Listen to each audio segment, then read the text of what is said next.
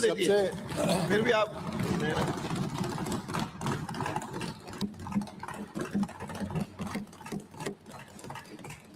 अध्यक्ष महोदय, उससे पहले कि मैं अपना भाषण शुरू करूं, मैं आपसे अनुमति चाहता हूं। मुझे फीवर है, मैं एंटीबायोटिक्स पे हूं। मैं चाहता हूं कि मुझे पानी पीने की अनुमति दी जाए। धन्यवाद। अनुमति लेनी पड़ती है। अध्यक्ष महोदय, आज सुबह से जो माननीय सदस्यों ने यहां पर उद्योग और खेल इनके ऊपर चर्चा करी, ये पूरे राजस्थान ही नहीं बल्कि पूरे देश के लिए महत्वपूर्ण है, क्योंकि देश को ताकत देने वाला प्रदेश बाकी सबके साथ हमारा राजस्थान भी है। और साथ साथ ये युवा और उद्योग को भी एक साथ जो लिया गया है, ये भी मैं आपको धन्यवाद देता हूं, पूरी कमेटी को धन्यवाद देता हूं, क्योंकि जहां जहां उद्योग बढ़ेगा वहां युवाओं को आगे बढ़ने का रास्ता मिलेगा। तो खेल भी हो, उद्योग भी हो, रोजगार भी हो। मैं आज सदन को इतने महत्वपूर्ण विषय के ऊपर चर्चा करने के लिए धन्यवाद देता हूं।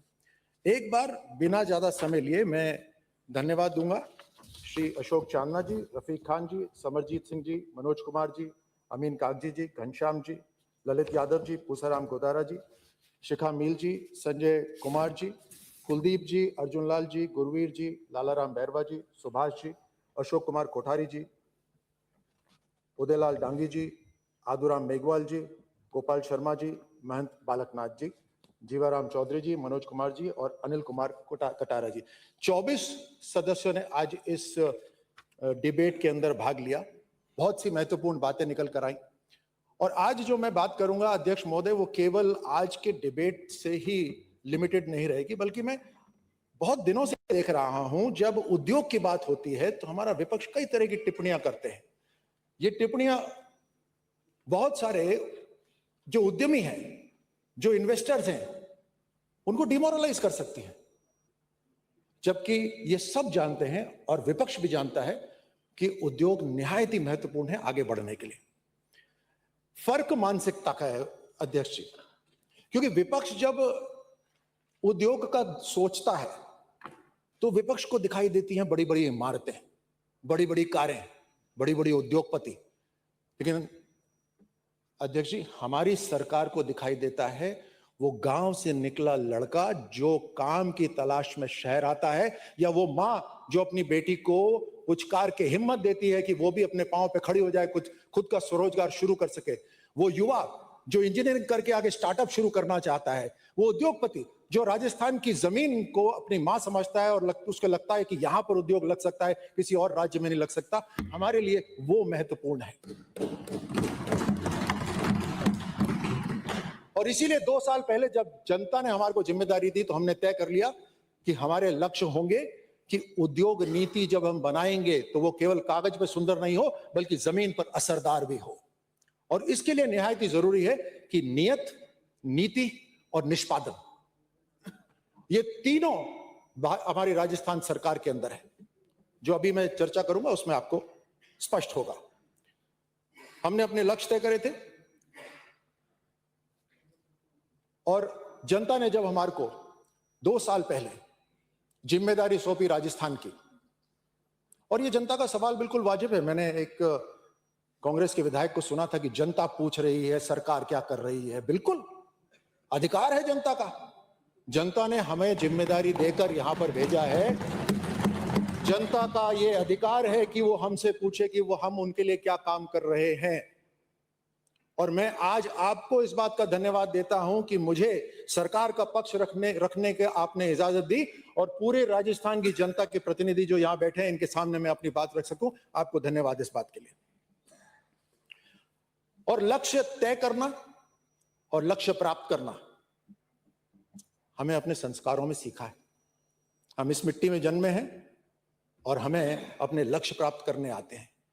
क्योंकि थोड़ी सी परंपरा रही है कुछ पंक्तियों की, तो मैं भी पंक्तियों से शुरू करता हूं। सही समय पर सही बात। राणा से लेकर महाराणा, राणा से लेकर महाराणा सबकी यही कहानी है। जो कहते हैं वो कर दिखलाते हैं, ये पानी राजस्थानी है।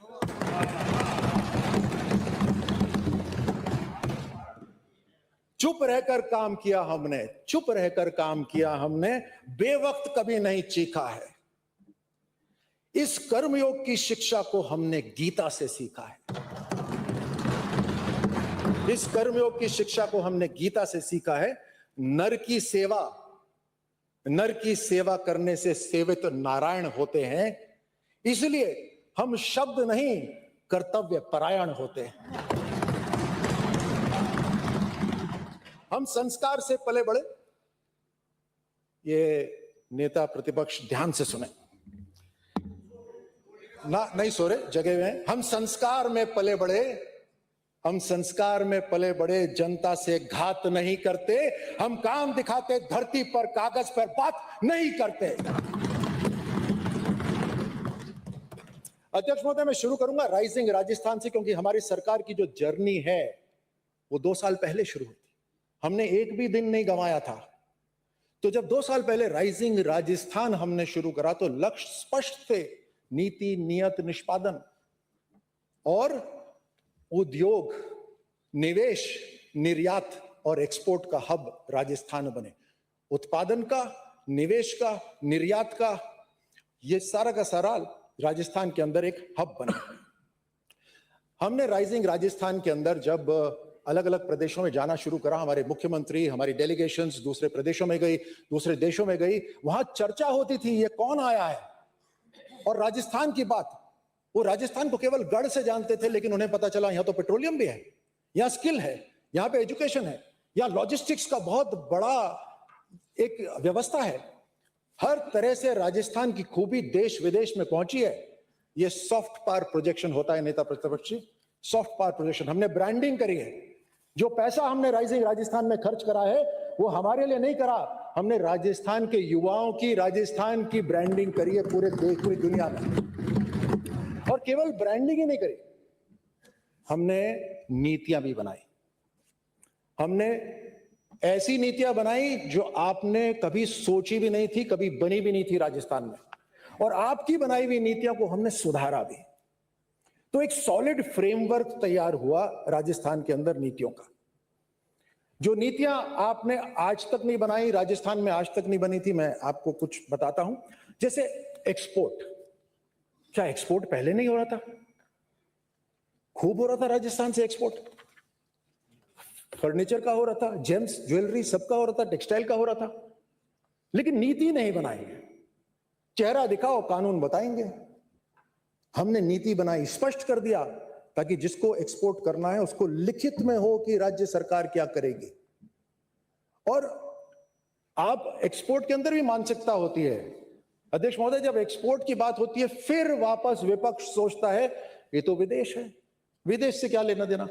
हमारी सरकार जब एक्सपोर्ट का सोचती है तो उस कारीगर का सोचती है जो पत्थर पे काम कर रहा है और पत्थर में जान भर रहा है, उस कलाकार को ध्यान में रखती है जो मीनाकारी का काम कर रहा है, उस व्यक्ति को याद करते हैं जो फर्नीचर पे काम कर रहा है।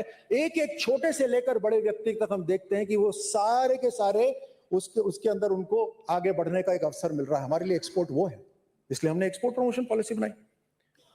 अब आपने मिल्क केक तो खाया ही होगा अलवर का, आप अलवर के हैं, खिलाया भी होगा, मुझे आज तक नहीं भेजा, लेकिन उम्मीद है आगे आ जाएगा। मिल्क केक आपने खाया, लेकिन मिल्क केक बनाने वाले को आपने हलवाई ही सोचा और उसको वहीं तक ही सीमित कर दिया।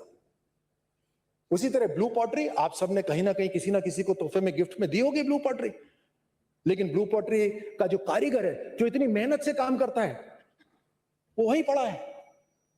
उससे भावतोल और कर रही है जनता जब खरीदती है कि 100 रुपए नहीं 50 में देंगे।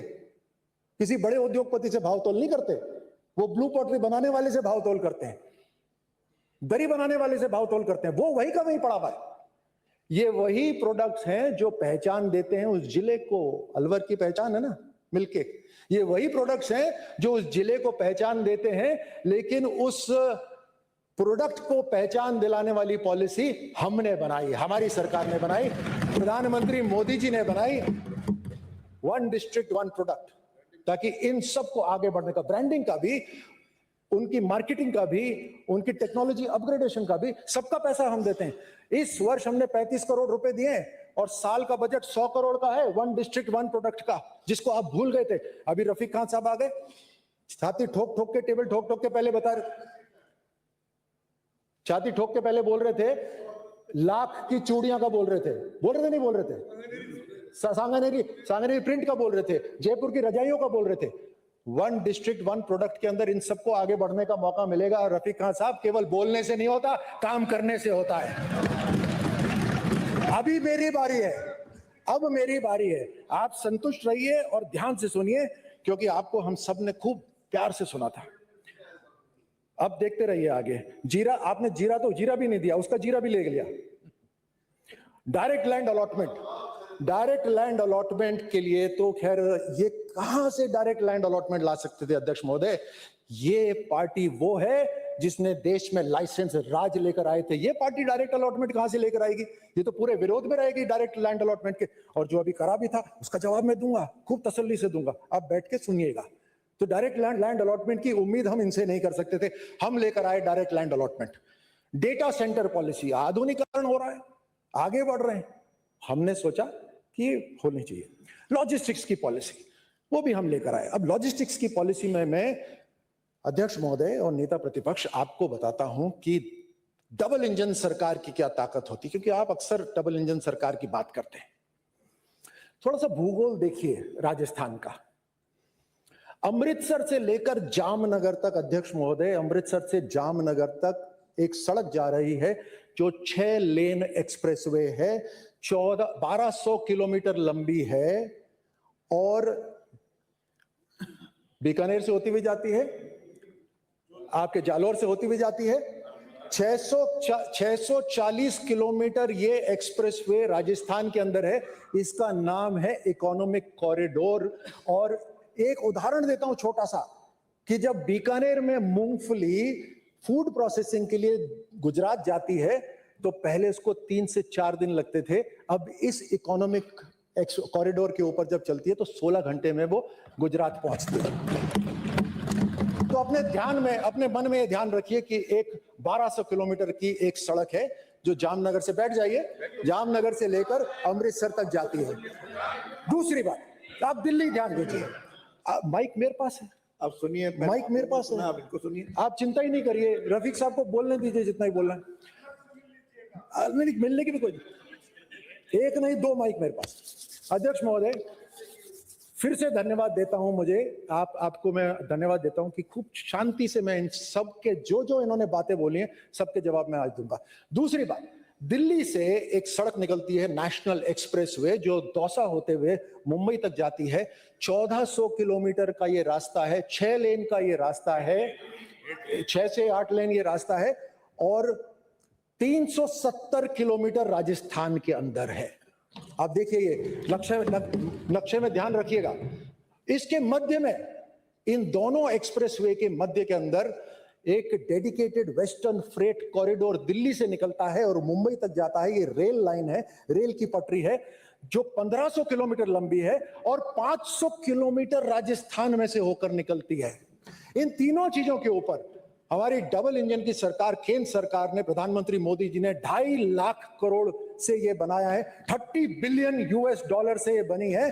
और अध्यक्ष महोदय, इनके मध्य में जो 500 किलोमीटर की रेल लाइन है उसके दोनों तरफ, ऊपर भरतपुर से लेकर, अलवर से लेकर नीचे तक दोनों तरफ 150 से 200 किलोमीटर का पूरा जो एरिया है वो है राजस्थान का इकोनॉमिक कॉरिडोर।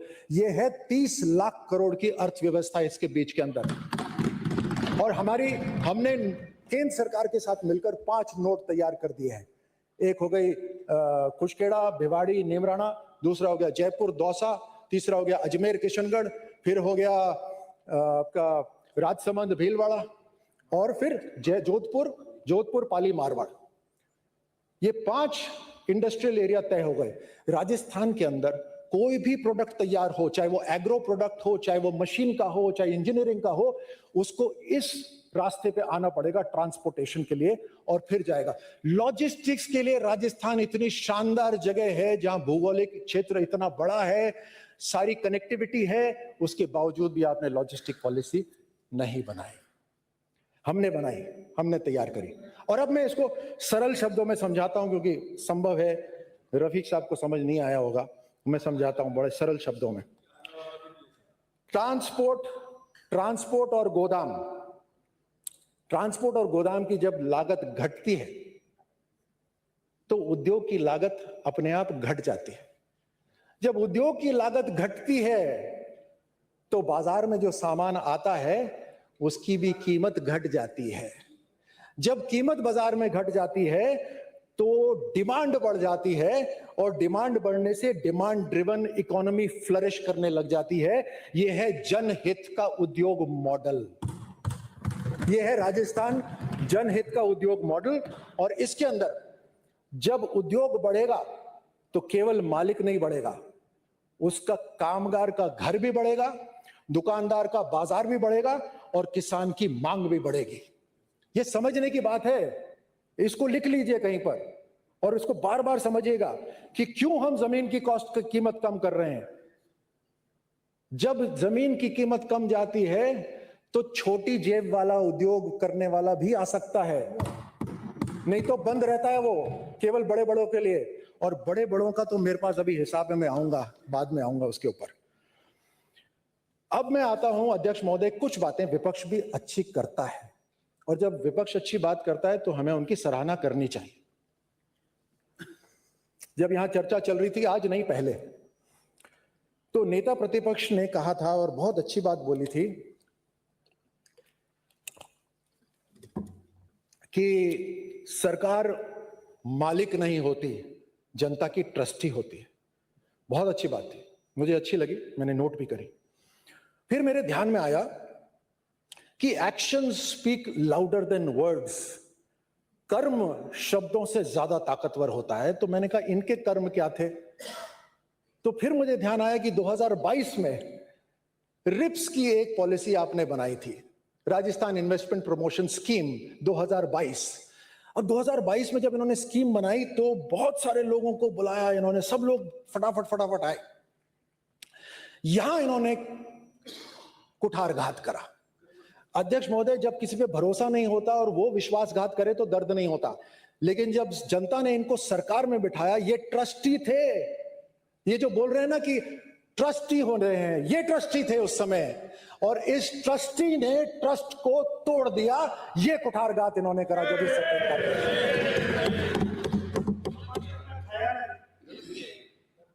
ये है पुअर गवर्नेंस और पॉलिटिक्स का उदाहरण दे रहा हूं। कैसे करा ये बता रहा हूं, अभी विस्तार से बताऊंगा, विस्तार से बताऊं। ये है पुअर गवर्नेंस और पॉलिटिक्स का उदाहरण। पॉलिटिक्स वाली पॉलिटिक्स नहीं, ये जनता के साथ खेली गई पॉलिटिक्स है, उसका मैं उदाहरण दे रहा हूं। 2022 में इन्होंने घोषणा करी रिप्स 22 के अंदर कि बहुत कुछ देंगे, ये भी देंगे, वो भी देंगे, सब कुछ देंगे। तो कई सारे उद्योगपति आ गए, कुछ नए नए उद्यमी भी आ गए, राजस्थान के नए नए उद्यमी, उन्होंने पैसा लगा दिया। अब जो उनको बेनिफिट मिलना था सरकार से ना, गायब, सरकार गायब हो गई वहां से, कोई मिलने वाला नहीं। इन्होंने सोचा कि हमेशा की तरह घोषणाएं करेंगे, जो सुर्खियों में आएगा उसको बटोर लेंगे। तो इन्होंने घोषणाएं कर दी। इन्होंने सोचा इनके पास जादूगर है, वो जादू कर जाएगा, किसी को समझ नहीं आएगा। लेकिन यहां तो पब्लिक है, पब्लिक सब कुछ जानती है, अंदर क्या है बाहर क्या है सब कुछ पहचानती है। तो पहचान गई पब्लिक। फर्क देखिए आपकी सरकार और हमारी सरकार के अंदर, फर्क देखिए। अभी आ रहा हूं, फिगर्स आ रहा हूं। फर्क देखिए अध्यक्ष महोदय, फर्क देखिए। इनकी पेशेंस टूटती जा रही है, मैं इनको अभी फर्क देखिए। रिप्स 2022 के अंदर जो इन्होंने घोषणाएं करी थी, रिप्स 2022 के घोषणाएं करी थी, वो इन्होंने पूरी नहीं करी, इन्होंने वादा पूरा नहीं करा। लेकिन वो वादा हमारी सरकार जब आई तो हमने पूरा करा, क्योंकि वो वादा कांग्रेस के नाम से नहीं था, वो वादा राजस्थान इन्वेस्टमेंट प्रमोशन स्कीम से था। राजस्थान नाम उसमें जुड़ा हुआ था।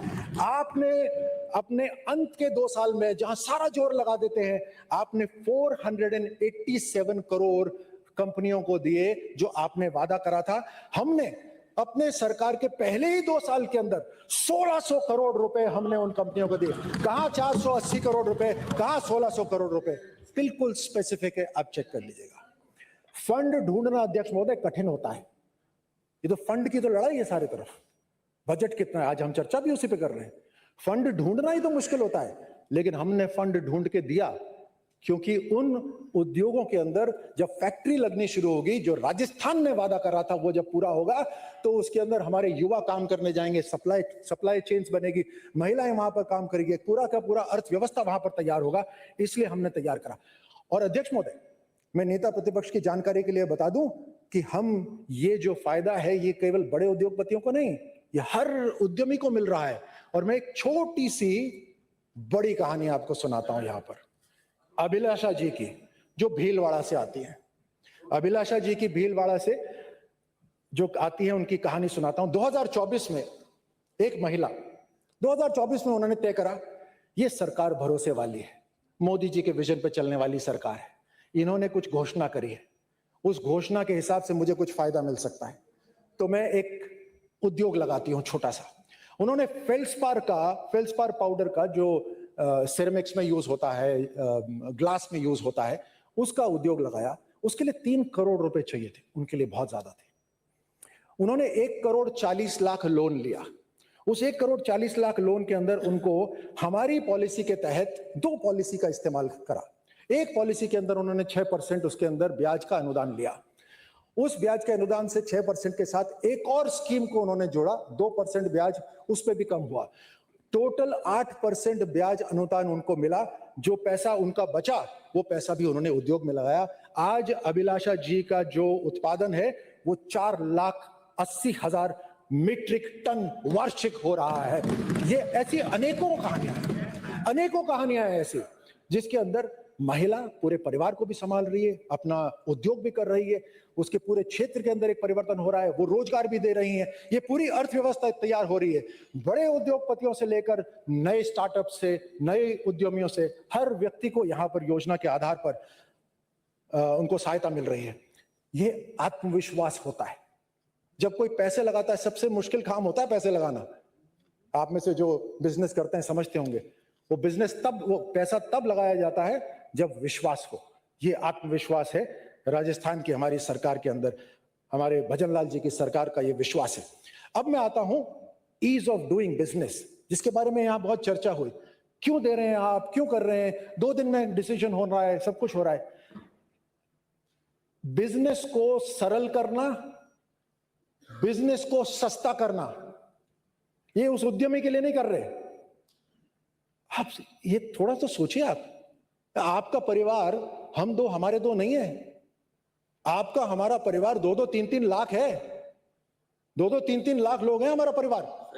आप जरा, अभी ड्रग्स की बात हो रही थी, सुसाइड्स की बात इस सदन में हो चुकी है, जरा सा सोचिए तो सही। हर बच्चे के अंदर जरा अपना बच्चा, जरा उसकी इमेज जरा देखिए, फिर सोचिए कितनी टेंशन है आज नौजवान को कि आगे मैं क्या करूं। वो किसकी तरफ देखेगा? अपने माँ बाप की तरफ देखेगा। उनके माँ बाप इस सदन में नहीं है, आप इस सदन में हैं, उनके अभिभावक आपकी तरफ वो देख रहे हैं कि इतने बड़े राजस्थान के अंदर कुछ तो ऐसा करो कि हम आगे बढ़ जाएं। आप वही जमीन का टुकड़ा, उसको खाली रखा हुआ है आपने 20-20 साल तक, और वो बोल रहा है मैं यहाँ उद्योग लगा सकता हूं, और वो आप कह रहे हो कि ना, इसके ऊपर बिल्कुल नहीं कर सकते। ये है सरल काम, सरल करने का। ऐसा उदाहरण दूंगा ना रफीक साहब कि आपके नेता प्रतिपक्ष के क्षेत्र का होगा। सब कुछ ढूंढ के लाया हूं मैं। तो ईज ऑफ बिजनेस हमने सरलता लेकर आई। ये चक्कर, 1 दफ्तर, 2 दफ्तर, 3-3 दफ्तर के जो चक्कर लग रहे थे, हमने उन चक्करों को खत्म कर दिया और हमने सिंगल विंडो क्लियरेंस करी। 88 सर्विसेज पहले ऑनलाइन होती थी, इनके समय में हमने उसको बढ़ाकर 181 कर दिया, डबल से ज्यादा। अध्यक्ष महोदय, भजन लाल जी की सरकार, हमारी सरकार को इन 2 साल के अंदर ही पूरे देश के अंदर जितने भी राज्य हैं, आपको भी गर्व होना चाहिए क्योंकि राजस्थान की बात है, जितने भी राज्य हैं उसमें राजस्थान ईज ऑफ बिजनेस में नंबर 1 आया है। नंबर 1 आया है। तो इतना तो बनता है नहीं? ये काम करने से हुआ है। उसी के साथ साथ क्या है, जब हम तकनीक से सरकारों को चलाते हैं तो उसके अंदर एक सिस्टम इन्होंने तैयार करा, BRAP, business reforms action plan. उस बिजनेस रिफॉर्म्स एक्शन प्लान के अंदर कई सारी एक्टिविटीज देती कि इन सभी के अंदर आपका जो चेक बॉक्स है उसको टिक लगना चाहिए, ये करा या नहीं करा, ये करा या नहीं करा। ये उस ब्रैप के अंदर, BRAP के अंदर भी राजस्थान पूरे देश के अंदर प्रथम स्थान पर है। We are a top achiever in BRAP.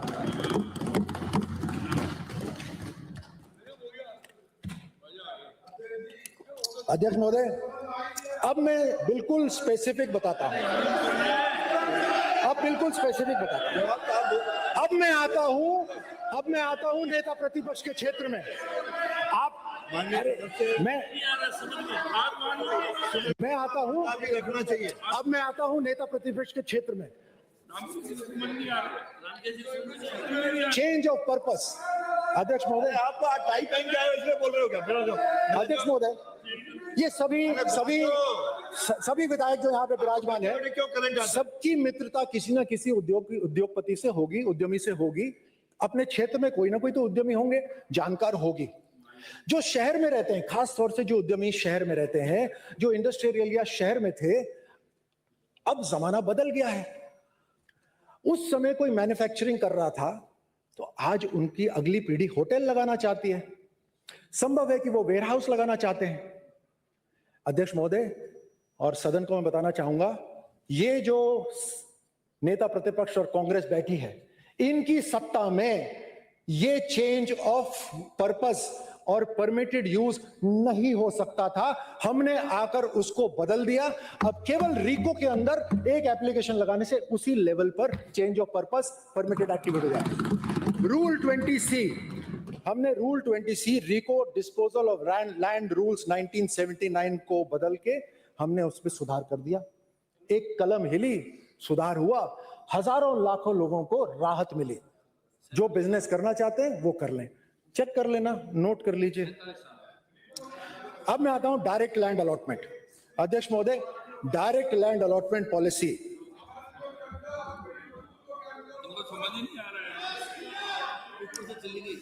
अध्यक्ष महोदय, इतनी मेहनत करने के बाद भी, इतनी सरलता से समझाने के बाद भी अगर कांग्रेस के विधायक ये नहीं समझ पा रहे कि जब उद्योग लगता है तो उससे आम आदमी को लाभ मिलता है, तो मैं क्या करूं?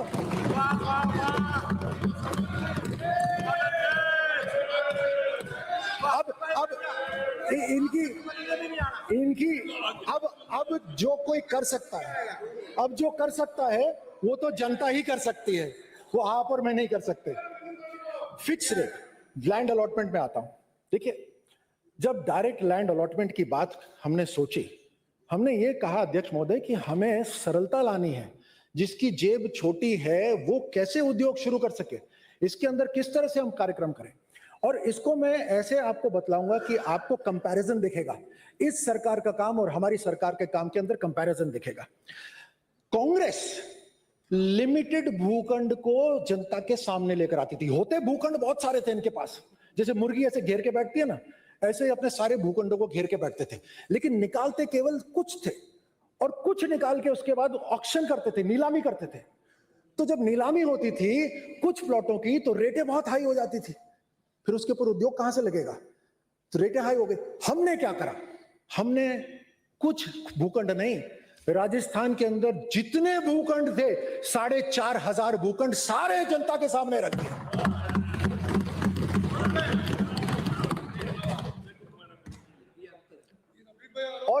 और मैं यहां पर यह कहना चाहता हूं, कि जहां पर जिस इंडस्ट्रियल एरिया के अंदर डिमांड 80% तक है, वहां पर हम डायरेक्ट लैंड अलॉटमेंट नहीं करते, वहां पर ऑक्शन ही करते हैं, क्योंकि डिमांड ज्यादा है।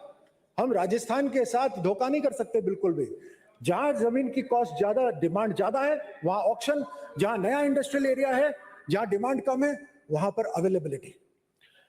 अध्यक्ष महोदय, ये पहले ही दिन जो उद्यमी आता था उससे सब कुछ ले लेते थे, वो बेचारा मर जाता था, उसके पास पैसा ही नहीं होता था। अभी लोन लिया, लोन लेकर इन्होंने सब्सिडी दी, मान लो 6%, हमसे कम दी, मान लो दी, इधर से 6% सब्सिडी दी, उधर से सारा का सारा पैसा पहले दिन ही रख लिया। हमने सिस्टम जो बनाया है उसके अंदर हमने सिस्टम बनाया है जिसके अंदर धीरे धीरे धीरे करके वो अपना पैसा चुकाता है ताकि उसके ऊपर बोझ नहीं आए। ये जो डायरेक्ट लैंड अलॉटमेंट के अंदर, अब ध्यान से सुनिएगा, ये जो डायरेक्ट लैंड अलॉटमेंट की बात हुई, यहां पर एक विधायक थे जिन्होंने कहा बंदर बांट। अब निवेशकों को बंदर हम तो नहीं मान सकते, सही बात, निवेशकों को बंदर नहीं मान सकते, यही मान सकते हैं, इनकी कल्चर है। हम उनको भगवान मानते हैं क्योंकि वो रोजगार पैदा करते हैं और हम उनको वही सम्मान देते हैं। आप तो समझ गए ना, जनता समझ गई। आपके समझ में नहीं आएगा। सरलता लाने के लिए अध्यक्ष महोदय और मैं नेता प्रतिपक्ष से आग्रह करूंगा कि इस बात को ध्यान से सुने कि हम अभी की भी नहीं, हम आगे की भी बात कर रहे हैं कि हम आगे क्या करेंगे और किस तरह से करेंगे। इसको अगर आप समझेंगे तो आपको आगे भी काम आएगा। हम युवा उद्यमी आगे बढ़ पाए, उनको सस्ते दामों पर, कॉम्पिटिटिव रेट पर हम जमीन दें ताकि उद्योग शुरू हो। उद्योग शुरू होगा तो रोजगार शुरू होगा। अब अभी तक आपकी सरकार में भी और हमारी सरकार में भी 99 साल के लिए जमीन दी जाती थी। मैं सही कह रहा हूं ना? 99 साल के लिए जमीन दी जाती थी। 99 साल तक का जो लीज दिया जाता था, इसका मतलब है एक बड़ा दाम देना पड़ेगा, भले ही वो हम कम कर दें लेकिन दाम तो देना पड़ेगा। अब ये कहां की मानसिकता है कि 99 साल तक ही दो। अगर मैं रेट कम करना चाहूं तो हमारे विभाग ने तय करा और उसको हमने लागू भी कर दिया, हम 33 वर्ष की ही लीज देते हैं तो उसका 100% खर्च ना होकर मात्र 60% ही पैसा खर्च हो रहा है। कितने पते की बात हुई है, उसका पैसा कम लग रहा है 33 साल के लिए, उसकी कॉस्ट कम हो गई। इसको और सरल तरीके से समझाता हूं क्योंकि आपकी आंखें साथ मेरे ऊपर है, बस कुछ लग रहा है जैसे समझ नहीं आ रही। यदि 100 रुपए, यदि वो भूमि 100 रुपए की है तो हमारे इस तरीके से मात्र 15 रुपए में वो अपना उद्योग शुरू कर सकता है।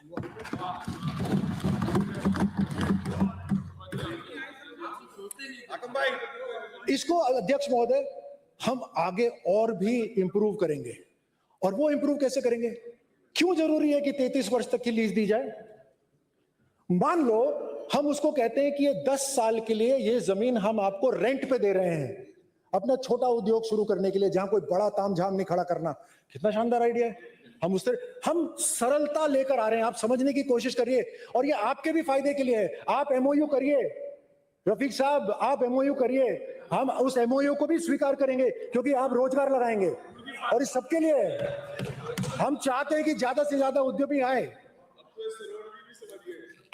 हमने अध्यक्ष महोदय, हमने इसके अंदर एक और एक्सपेरिमेंट करा, एक और प्रयोग करा। हमने इसके अंदर एक और प्रयोग करा। हमने कहा कि हर बार रिको लैंड को डेवलप करके देता है, यानी खुद का पैसा लगाता है, सब कुछ करता है, समय भी लग जाता है। अगर कोई उद्यमी ये कह रहा है कि उस क्षेत्र में मुझे, उस गांव में मुझे जमीन दो और वो सरकारी जमीन है, तो उसको बिना डेवलप करे दे दो, वो जब लेने को तैयार है उसको सस्ता भी पड़ेगा, अपना काम जल्दी शुरू कर देगा। तो हमने अंडर डेवलप्ड जमीन भी देनी शुरू करी। और आज अध्यक्ष महोदय, जो इतने गुस्से में एक एमएलए साहब ने, रफीक खान साहब ने, इतने गुस्से में जो मैं आरोप लगा रहा हूं, मैं ये कर रहा हूं, मैं वो कर रहा हूं, जो बात बोली थी वो उसी पाडासोली की बोली थी जो हमने अंडर डेवलप्ड में दी है। अब मैं बताता हूं, सुनते रहिए, मजा आएगा, अल्लाह कसम मजा आएगा। सुनिए 20 इनको कष्ट हुआ, सदन में बात उठाई, 20 हेक्टेयर की हमने भूखंड 550 रुपए प्रति वर्ग मीटर पे दी। सुनो ध्यान से, 20 हेक्टेयर, शेम ना, अब आगे और बोलना। 20 हेक्टेयर की जमीन हमने 550 रुपए प्रति वर्ग मीटर दी। अध्यक्ष महोदय, इन्होंने आरोप लगाया, मैंने रिकॉर्ड निकाला, छेड़ोगे तो छोड़ेंगे नहीं। 2022 में वंडर सीमेंट को 400 हेक्टेयर, हमने कितनी दी? 20 हेक्टेयर। वंडर सीमेंट को 400 हेक्टेयर दी, हमने 550 रुपए में दी, इन्होंने 28 रुपए प्रति वर्ग मीटर।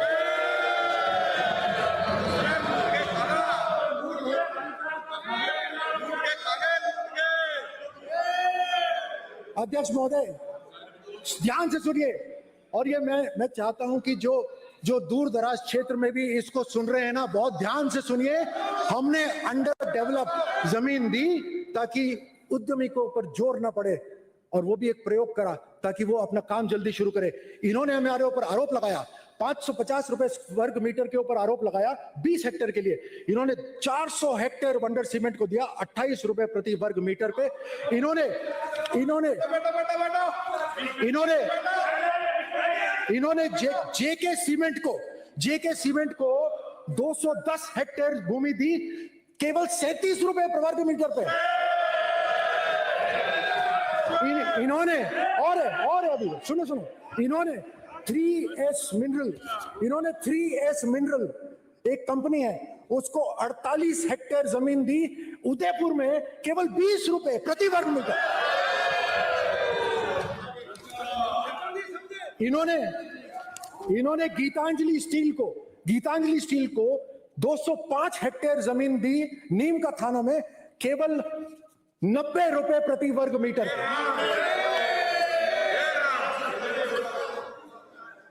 अध्यक्ष महोदय,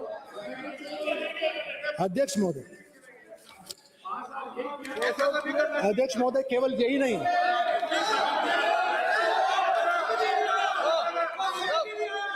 अरे ये सब भाई बोलोगे तो ये बोलेंगे। अध्यक्ष महोदय,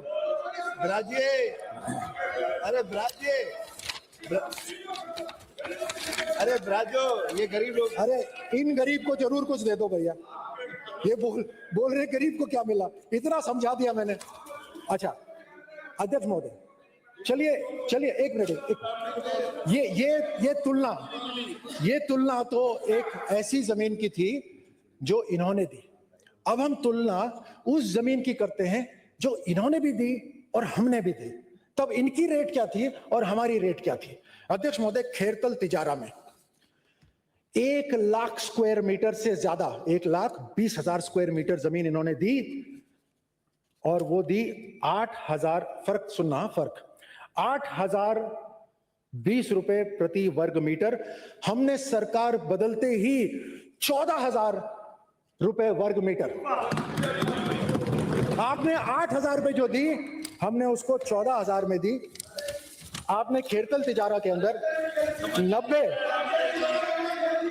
हाँ, अध्यक्ष महोदय, खेरतल तिजारा के अंदर ही इन्होंने 91,000 स्क्वायर मीटर्स, 91,000 स्क्वायर मीटर जमीन अलग से, वो भी 8,020 रुपए प्रति वर्ग मीटर पे दी। हमने आते ही उसको 14,000 प्रति वर्ग मीटर पे दी। ऐसे बहुत सारे उदाहरण हैं अध्यक्ष जी, ये पूरे के पूरे उदाहरण हैं। अब मैं कहां तक पढ़ूंगा, छोड़ देता हूं इसको, इतना पर्याप्त है। इसको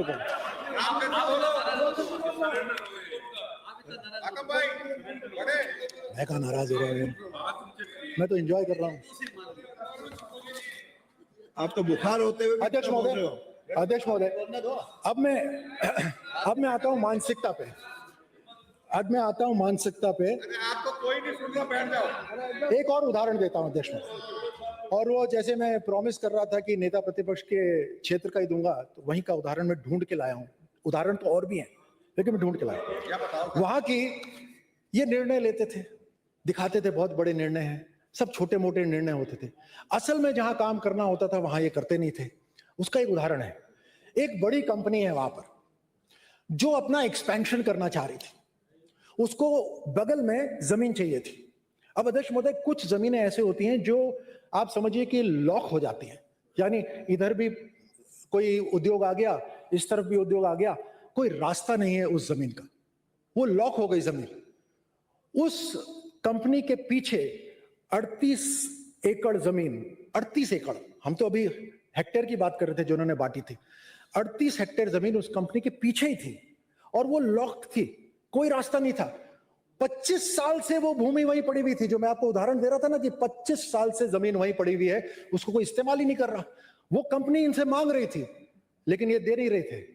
हम आए, हमने नियमित तरीके से उसका मूल्यांकन करा, और आज उस 38 एकड़ के ऊपर 2200 करोड़ का निवेश हुआ है, 800 लोगों का रोजगार वहां पे शुरू हुआ है, और ये कंपनी नेता प्रतिपक्ष जी है कंपनी हेवल, आप जानते हैं आपके क्षेत्र की।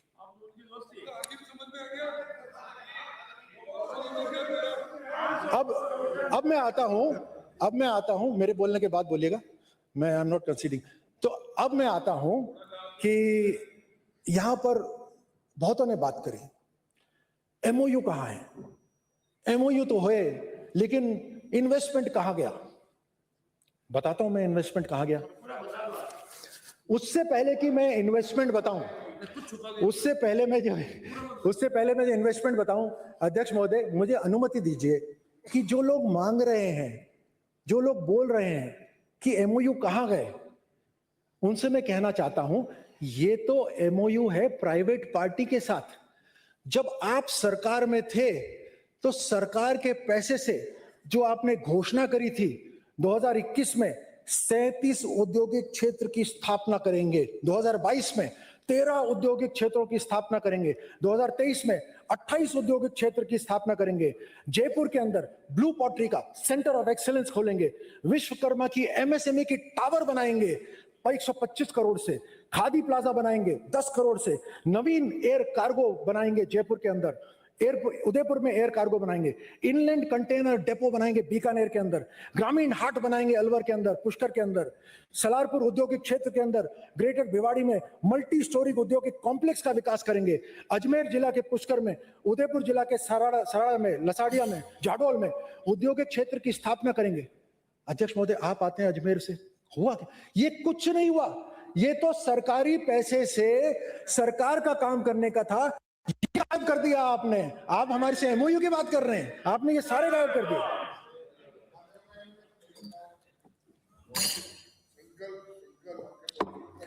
अध्यक्ष महोदय हमने 35 लाख करोड़ के एमओयू करे, उसमें से 8 लाख करोड़ के एमओयू हमने धरातल पे उतारे। अलवर आप नोट करिए, कांग्रेस के विधायकगणों से आग्रह है, आप नोट करिए कि आपके क्षेत्र का भी है। अलवर खैरतल तिजारा के अंदर 119 करोड़ से ऑटोमोबाइल पार्ट्स, 160 से अधिक लोगों को रोजगार मिल रहा है। महंत बालकनाथ जी का ये क्षेत्र है। सवाई माधोपुर पर्यटन के उद्योग में 160 करोड़ से 2 होटल तैयार हो रहे हैं, ग्राउंड ब्रेकिंग उनकी हो गई। धौलपुर 100 करोड़ में प्लास्टिक पैकेजिंग की तैयारी हो रही है, शोभा रानी कुशवाहा वहां से आती हैं। जयपुर 310 करोड़ का डेटा सेंटर प्रोजेक्ट, 500 करोड़ का मेडिकल साइंसेस का संस्थान, इसकी ग्राउंड ब्रेकिंग हो चुकी है। जोधपुर 40 करोड़ का हाईटेक मैन्युफैक्चरिंग तैयार हो रहा है। सीकर में 22 करोड़ का औद्योगिक प्रोजेक्ट उत्पादन शुरू हो गया। 85 करोड़ का एग्रो आधारित प्लांट शुरू हो चुका है। सीकर के विधायक जाके देख सकते हैं वहां पर। बांसवाड़ा के अंदर एग्रो टूरिज्म, होटल्स और रिसोर्ट्स की ग्राउंड ब्रेकिंग हो रही है। अध्यक्ष जी हमसे पूछते हैं कि हम क्या कर रहे हैं? हम राजस्थान को मजबूत करके केंद्र सरकार के साथ मिलकर देश को मजबूत करने का काम कर रहे हैं।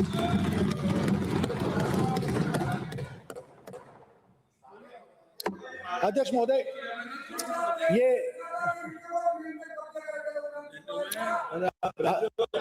अध्यक्ष महोदय माननीय, हमने केवल मानिए सुनो तो सही, सुनो अब आए हो तो सुनो। अरे आपके मनोज कुमार जी जो सुजानगढ़ से आते हैं, आपके ही विधायक मनोज कुमार जी अपने भाषण में बोल रहे थे कि इंडस्ट्री लगाइए, पलायन हो रहा है।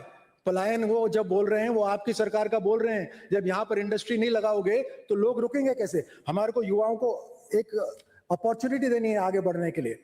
अध्यक्ष महोदय ऐसा नहीं है जो कांग्रेस कह रही है कि हम जमीन देते जा रहे हैं। हम जिम्मेदार सरकार है, हमारी जिम्मेदारी राजस्थान को है। ये जमीन हर एक राजस्थानी की है।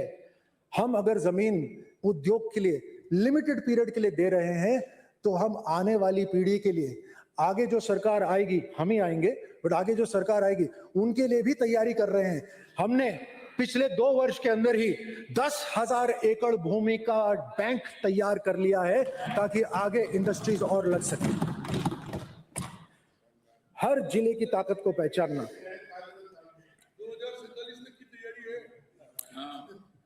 अध्यक्ष महोदय इंडस्ट्री का मैं यहां पर कंक्लूड करूंगा और फिर मैं स्पोर्ट्स का बोलूंगा, लेकिन कंक्लूजन में मैं ये कह रहा हूं कि कमी काबिलियत की नहीं, ये काबिल है, नियत नहीं है।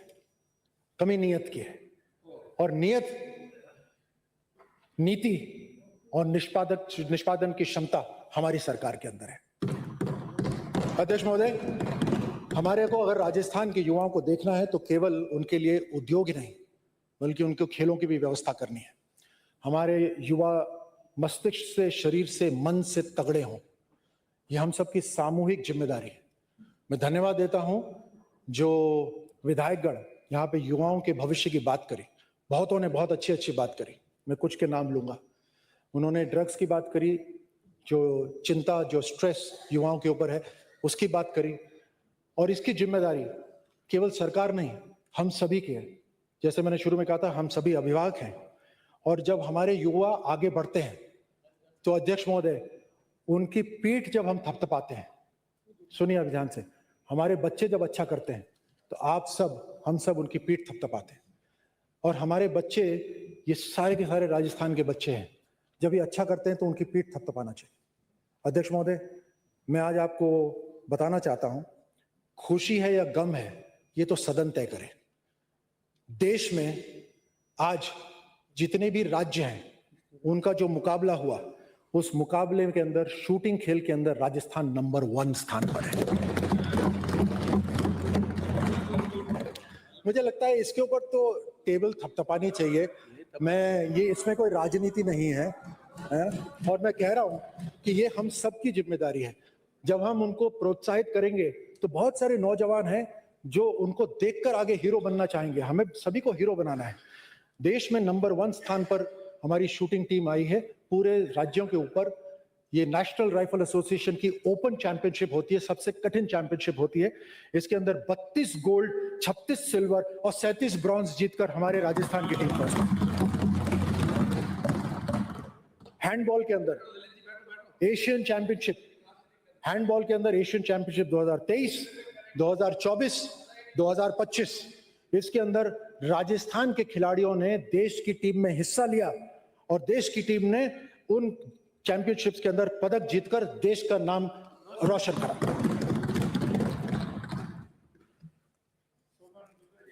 मैं और भी विजेताओं पे आऊंगा। अध्यक्ष महोदय, अब आती है बात, अब बात कंपैरिजन की आती है थोड़ी सी। ठीक है, तुलना करनी चाहिए, और तुलना के अंदर जो ओपनिंग आपने स्टेटमेंट जो यहां से दिया, अशोक चांदना जी अभी यहां पर है नहीं, वो मजबूत हैं, युवा हैं, उनके शरीर से लगता है कि मेहनत करते हैं खुद के ऊपर।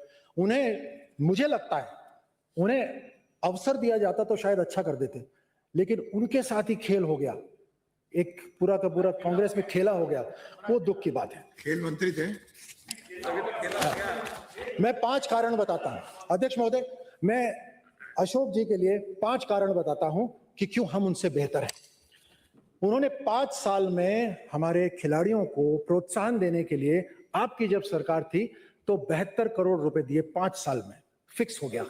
हमने अपने 2 साल के अंदर ही 40 करोड़ रुपए दे चुके हैं। हम गारंटी से कहते हैं हम 100 करोड़ पार, हम प्रोत्साहन देने में 100 करोड़ पार करके गारंटी से कह सकता हूं। ये एक कारण है। दूसरा कारण मैं बताता हूं, हर साल प्रोत्साहन देने के लिए केवल राशि नहीं होती, पदक भी होते हैं, सम्मान भी होते हैं। तो हर साल महाराणा प्रताप अवार्ड और गुरु वशिष्ठ अवार्ड खिलाड़ियों को दिए जाने चाहिए। अध्यक्ष महोदय, 5 साल कांग्रेस ने 5 साल महाराणा प्रताप अवार्ड और गुरु वशिष्ठ अवार्ड नहीं दिए। अध्यक्ष महोदय, अब मैंने बात छेड़ी है तो मैं बतला देता हूं कि हमने पूरी तैयारी कर ली है, हमने चिन्हित भी कर लिया है। जो नाम चिन्हित हुए हैं वो कॉन्फिडेंशियल है, वो किसी को नहीं पता, केवल उस कमेटी को पता है। कुछ दिनों में हम अवार्ड फंक्शन करेंगे और ये पुराने जितने भी महाराणा प्रताप अवार्ड और गुरु वशिष्ठ अवार्ड देने थे वो सब हम दे देंगे। दूसरी बात, नियुक्ति की। इन्होंने बात करी कि हमने 248 नियुक्ति दे दी, अच्छा करा। हम ये कह रहे हैं कि हमारे तो 2 ही साल हुए हैं, हम 2 ही साल के अंदर हमने 186 तो कर ही दिए, हमने करीब 150 की तैयारी कर ली। हम जून 2026 तक आते आते 300 पार कर जाएंगे और हम उससे आगे भी नियुक्ति देंगे। आखिरी पॉइंट अध्यक्ष महोदय, नहीं 2 पॉइंट और। इन्होंने अब खेलने के लिए उपकरण भी चाहिए, इक्विपमेंट चाहिए। कांग्रेस सरकार ने 5 साल में 6.5 करोड़ रुपए का इक्विपमेंट उपकरण दिए, हमने 2 साल में ही 19 करोड़ के उपकरण दिए। और लास्ट अध्यक्ष महोदय, लास्ट में इन्होंने जो खेल का प्रतियोगिता करवाई, वो जो खेल की प्रतियोगिता कराई, अच्छी कराई, उसमें पोता भी खेला, दादा भी खेला, जैसे बोल, बहुत अच्छी बात है। लेकिन उसमें 108 करोड़ की टी शर्ट अपने मुख्यमंत्री का चेहरा लगाकर जो बांटने की बात होती है, वो प्रचार होता है, वो रैली होती है। हम कोई पब्लिक रैली कराएं उसके अंदर कर सकते हैं, लेकिन इन्होंने इसमें करा। हमने 100 करोड़ खर्च करे, दावे से ठोक कर बोलते हैं हमने खेलो इंडिया यूनिवर्सिटी गेम्स के अंदर, सुनते रहिए, अभी आ रहा हूं मैं उसके ऊपर, हमने खेलो इंडिया यूनिवर्सिटी गेम्स के अंदर 100 करोड़ रुपए खर्च करे। लेकिन ये समझने की बात है, हमने जो केंद्र सरकार का स्टैंडर्ड था, उस स्टैंडर्ड को बरकरार रखा। हम व्यवस्थापक थे, हमने व्यवस्था करी थी, हमारी जिम्मेदारी व्यवस्था की थी, हमने व्यवस्था करी। 7,000 खिलाड़ी आए पूरे देश से। राजस्थान का भोजन, राजस्थान की आबोहवा, राजस्थान के लोगों से ये सॉफ्ट पावर प्रोजेक्शन होता है, और हमने 7 शहरों में करवाया। तो वहां का जो इंफ्रास्ट्रक्चर है उसको भी सुधार दिया, हमने वो खर्च करा, एक तरह से ब्रांडिंग करी पूरे राजस्थान की। हमने किसी टी शर्ट के ऊपर किसी अपने मुख्यमंत्री का चेहरा लगाकर नहीं बंटवाया जैसे इन्होंने बताया था। बहुत बड़ा अंतर होता है। राजस्थान के अंदर पहली बार, नेता प्रतिपक्ष जी, पहली बार मल्टी स्पोर्टिंग इवेंट राजस्थान के इतिहास में पहली बार आया था। और आपने क्या करा? अध्यक्ष महोदय, यहां थोड़ा सा दुख होता है मुझे, अध्यक्ष महोदय, मैं नेता प्रतिपक्ष और कांग्रेस के जितने यहां विधायक बैठे हैं, मैं आज उनसे पूछना चाहता हूं, खेलो इंडिया यूनिवर्सिटी गेम्स की आपने यहां खड़े होकर भी बात करी, आपने उसी एक दौड़ की बात करी। हां, वो दौड़ हुई, आपने उसी दौड़ की बात करी। और यहां पे मैं ये भी बता दूं कि हम व्यवस्थापक थे, यानी होटल, ट्रांसपोर्टेशन, ये सब हमारी जिम्मेदारी थी। खाने का पैकेट सही हो, ये सब हमारी जिम्मेदारी थी। वो खेलने की व्यवस्था, स्टेडियम वगैरह तैयार हो, वो हमारी जिम्मेदारी थी। खेलने वाले कितने आए, ये AIU, association of Indian universities, उनकी जिम्मेदारी थी। वो सारी की सारी, ये आपकी समझ से परे है, बट फिर भी आज ये सदन है इसलिए मैं बता रहा हूं। इन्होंने पूरी की पूरी बात वो करी। और अध्यक्ष महोदय, मैं इनसे पूछना चाहता हूं, क्या खेलो इंडिया यूनिवर्सिटी गेम्स पे जो आपने इतना ध्यान दिया, खिल्ली भी उड़वाई, आप एक का नाम बता सकते हैं कि राजस्थान से कौन जीता था? कोई एक नाम बता सकते हैं? कोई एक नाम बता सकते हैं? आप एक का नाम नहीं बता सकते। और अध्यक्ष महोदय, मैं आपको बताना चाहता हूं कि राजस्थान के अंदर, में ये, इसको रफीक साहब, इसको बोलते हैं रेटोरिक क्वेश्चन। रेटोरिक क्वेश्चन का मतलब होता है जिसका उत्तर नहीं चाहिए होता, केवल सवाल होता है। इस सवाल का उत्तर तो जनता देगी, आपसे नहीं मांग रहे। अब मैं आपको बताता हूं, राजस्थान के खिलाड़ियों ने खेलो इंडिया यूनिवर्सिटी गेम्स में 34 पदक जीते, 34 पदक।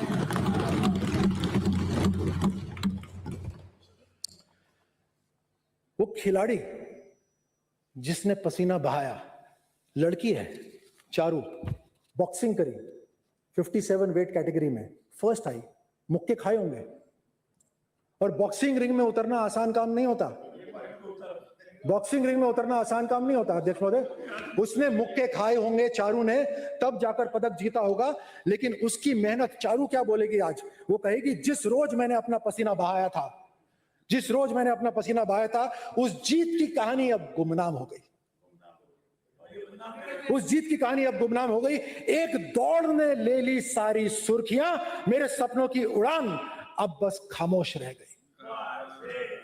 अध्यक्ष महोदय, पसीने आता है, खून निकलता है, और फिर वो खिलाड़ी वहां तक पहुंचता है। लेकिन उसको भूल जाना, केवल एक तस्वीर को वायरल करना, और खिल्ली किसकी उड़ाना? राजस्थान की उड़ाना। राजस्थान तो व्यवस्था देख रही थी, AIU उसका संचालन कर रही थी।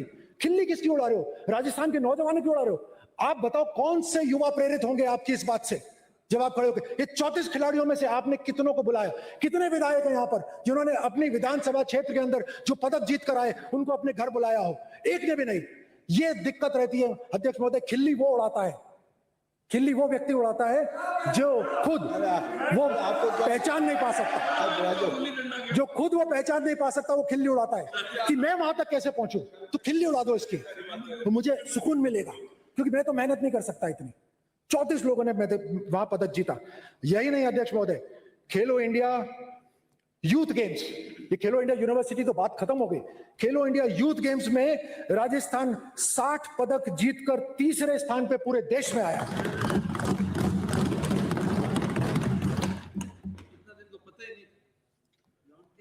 हमारे 11 खिलाड़ी एशियन गेम्स में भी जीते। हमारे खिलाड़ी पेरिस ओलंपिक्स में चौथे स्थान पर आए। युवा खिलाड़ी हैं, पेरिस ओलंपिक्स के अंदर चौथे स्थान पर आए। अनंत नरूका, महेश्वरी चौहान चौथे स्थान पर आए। हम वो 400 मीटर दौड़ करते थे अपने सिख, फ्लाइंग सिख मिल्खा सिंह को हम याद करते हैं, चौथे स्थान पर आए थे। हमने उनकी पीठ थपथपाई, हमने उनको शाबाशी दी, हमने उनके ऊपर फिल्म बनाई। हमारे युवा चौथे स्थान पर आए तो आगे, और वो भी सेंटर ऑफ एक्सीलेंस जो शूटिंग रेंज जगतपुरा में बनी है वहां तैयारी करके आगे गए। उसी के साथ पैरा ओलंपिक्स के अंदर हमारे खिलाड़ियों ने पदक जीता है। अवनी लखेरा ने गोल्ड जीता, सुरेंद्र सिंह गुजर, मोना अग्रवाल ने ब्रॉन्ज जीता, और भी कई खिलाड़ी हैं जो वहां पर जीते हैं। हमने हमारे खिलाड़ियों के लिए 25 लाख की इंश्योरेंस तय करी। उनको कोई चोट लगे, कुछ इंजरी हो, तो उस 25 लाख की इंश्योरेंस से वो अपना इलाज करा पाए। फिट राजस्थान हम चला रहे हैं, जहां हर संडे साइकिलिंग होती है। आप भी आइए, साइकिलिंग करिए वहां पर। हाँ, हर तरह से राजस्थान को युवा राजस्थान बनाने की जो कोशिश है, उसके अंदर केवल राज्य सरकार ही नहीं, अध्यक्ष महोदय, हम सभी विधायकों की उसमें जरूरत है। आप एक उदाहरण लीजिए, केंद्र सरकार के अंदर जितने भी, केंद्र सरकार नहीं, माफ कीजिए, जो संसद है, संसद के अंदर जो सांसद है, वो सांसद हर साल खेल की प्रतियोगिता कराते हैं। अध्यक्ष महोदय, उस खेल प्रतियोगिता में कोई भी विभाग पैसे नहीं देता, कोई फंड नहीं देता, कोई स्कीम नहीं है, वो अपने खर्चे से खेल करवाते हैं। मेरा आग्रह है वाकई में, और मैं ये बियॉन्ड पॉलिटिक्स बात कर रहा हूं, वाकई में हमारे ऊपर ये जिम्मेदारी है।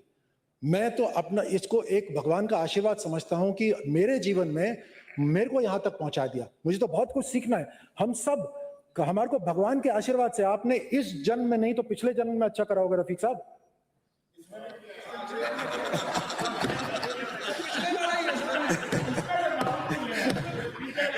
नहीं, इस उसका फल तो अगले जन्म में मिलेगा। इस जन्म में नहीं तो पिछले जन्म में तो अच्छा करा ही है ना, कि आप सब यहाँ पर आए, हम यहाँ पर पहुंचे हैं, ये भगवान का आशीर्वाद है। हमें कुछ ना कुछ करना है अपने बड़े परिवार के लिए, एक माहौल बनाना है, हमारे को युवाओं के लिए माहौल बनाना है। हम राजनीति करेंगे, एक दूसरे के ऊपर खूब आरोप लगाएंगे, लेकिन जहां हमें लगता है राजस्थान का हित है, चाहे वो जमीन सस्ते में जा रही हो, चाहे आपने दी हो या हमने दी हो, अगर राजस्थान आगे बढ़ रहा है तो हमें एक दूसरे की पीठ थपथपानी चाहिए, हमें राजस्थान को आगे बढ़ने का अवसर देना चाहिए। ये है, राजस्थान के युवा हमारी तरफ देखते हैं। और मुझे यकीन है अध्यक्ष महोदय कि हम सब जो यहाँ पर बैठे हैं, अगर शपथ लेकर, संकल्प लेकर काम करेंगे, जिस तरह से हमारी सरकार, भजन लाल जी की सरकार काम कर रही है, निश्चित रूप से राजस्थान के युवा आगे बढ़ पाएंगे। आपने मुझे समय दिया, आप सबने मुझे ध्यान से सुना, मैं आप सबको बहुत बहुत धन्यवाद देता हूँ। मांग संख्या, एक सेकंड, अरे मांग तो आगे। मांग संख्या 26, युवा मामले व खेल। प्रश्न ये है कि मांग संख्या 26, युवा मामले व खेल के संबंध में 31 मार्च 2027 को समाप्त होने वाले वर्ष में किए जाने वाले व्यय के निमित्त राज्यपाल महोदय को रुपए 2,29,85,28,000 तक की राशि प्रदान की जाए। जो पक्ष में वहां कहें, जो विपक्ष में वो ना कहें। हाँ पक्ष जीता, हाँ पक्ष जीता, मांग स्वीकार की गई। मांग संख्या 56, उद्योग। प्रश्न ये है कि मांग संख्या 56 उद्योग के संबंध में 31 मार्च 2027 को समाप्त होने वाले वर्ष में किए जाने वाले व्यय के निमित्त राज्यपाल महोदय को रुपए 17,53,05,00,000 98,000 तक की राशि प्रदान की जाए। जो पक्ष में वहां कहें, जो विपक्ष में वो ना कहें, हाँ पक्ष जीता, हाँ पक्ष जीता, मांग स्वीकार की गई। सदन की बैठक शुक्रवार दिनांक बिराजो। सदन की बैठक शुक्रवार दिनांक 20 फरवरी 2026 के प्रातः 11 बजे तक के लिए स्थगित की जाती है। कार्य कर रहे हैं उसमें उद्योग भी एक बहुत बड़ा क्षेत्र होता है। साथ में हम आपसे कहना चाहेंगे कि भीलवाड़ा क्षेत्र के लिए भी भीलवाड़ा भी